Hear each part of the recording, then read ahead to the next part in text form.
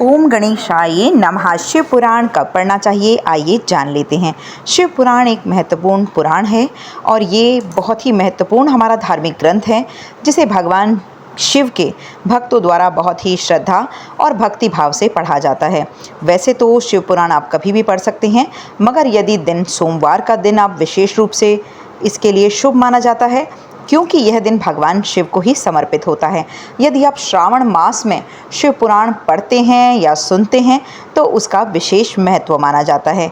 देखिए, शिव पुराण जो है भगवान शिव की लीलाओं के बारे में बताने वाला पुराण है और इसके बारे में जब आप जानेंगे तो आपको खुद ही बहुत रुचि होने लगती है कि हम इससे आगे भी और पढ़ें।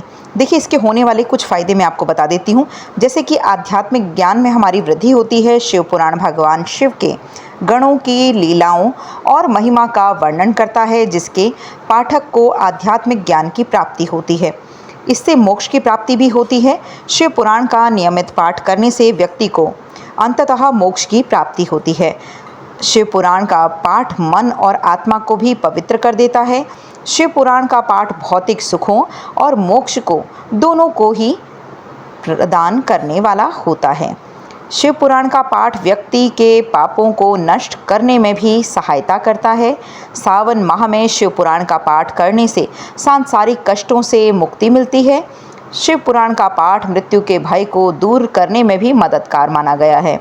इससे माना गया है कि मन को शांति प्रदान होती है और शिव पुराण का पाठ करने से सभी मनोकामनाओं की पूर्ति होती है। निसंतान दंपतियों को शिव पुराण के पाठ से संतान की प्राप्ति का वरदान भी मिलता है। शिव पुराण का पाठ वैवाहिक जीवन में जुड़ी समस्याओं के निवारण में भी बड़ा ही सहायक होता है। व्यक्ति के सभी प्रकार के कष्ट दूर हो जाते हैं मात्र शिव पुराण का पाठ करने और सुनने से ही। शिव पुराण का पाठ करते समय कुछ नियमों का पालन जरूर ही करना चाहिए, जैसे कि पवित्रता, एकाग्रता, श्रद्धा और सम्मान के साथ इस पाठ को करना चाहिए। शिव पुराण का पाठ किसी स्वार्थ के लिए नहीं करना चाहिए, बल्कि ज्ञान और आंतरिक शांति प्राप्त करने के उद्देश्य से ही करना चाहिए। विशेष अवसरों पर जैसे कि महाशिवरात्रि और श्रावण पूर्णिमा पर भी शिव पुराण का पाठ किया जा सकता है और शिव पुराण को शुद्ध मन और हृदय से ही पढ़ना चाहिए, बिना किसी द्वेष और नकारात्मकता के बगैर ही। इस पाठ को करते समय ब्रह्मचर्य का पालन करना चाहिए, भूमि पर शयन करना चाहिए। ये बड़ा ही ज़रूरी माना गया है। इससे देखिए मोक्ष की प्राप्ति होती है, मनोकामनाएं पूर्ण होती हैं, संतान प्राप्ति होती है, वैवाहिक जीवन में आ रहे दिक्कतें दूर होती हैं, कष्टों और पापों का भी नाश होता है, हमारा मन शुद्ध होता है।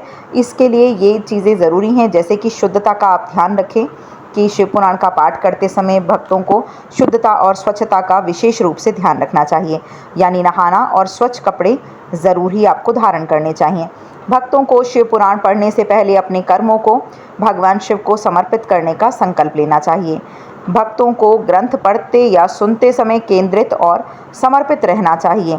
शिव पुराण पढ़ते समय भक्तों को ब्रह्मचर्य का पालन जरूर करना चाहिए। इसका मतलब है कि आत्मनियंत्रण और शारीरिक शुद्धता रखें। शिव पुराण पढ़ते समय भक्तों को सात्विक आहार, शुद्ध, सादा और शाकाहारी भोजन ही करना चाहिए। शिव पुराण को शांत और स्वच्छ स्थल पर या फिर अन्य भक्तों की संगति में ही रखना चाहिए और शिव पुराण की जो आपके पास पुराण है उसको भी ढक के लाल या पीले कपड़े से ढक के रखना चाहिए। उसका भी उतना ही सम्मान करना चाहिए, उनको वस्त्र ज़रूर ही समर्पित करने चाहिए। शिव पुराण को नियमित रूप से पढ़ना चाहिए ताकि उसके लाभ आपको प्राप्त किए जा सकें। शिव पुराण का सम्मान करना चाहिए और उसे सावधानी से ही रखना चाहिए। बोलो भोलेनाथ की जय।